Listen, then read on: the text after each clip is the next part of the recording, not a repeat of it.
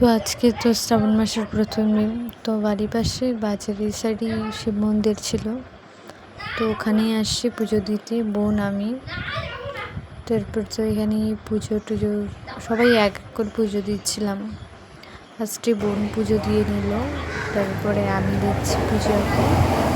আমার পুজো দেওয়া হয়ে গেলে তারপর আরেকটা বোন আছে, ও পুজো দিবে।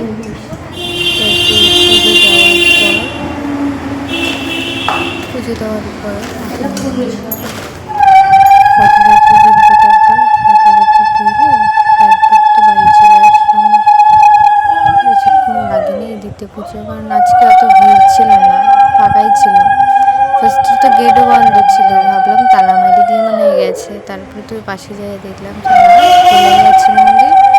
তো তারপরে তো ঢুকে পড়লাম মন্দিরে, তখন পুজো টুজো দেওয়া শেষ হয়ে গেল।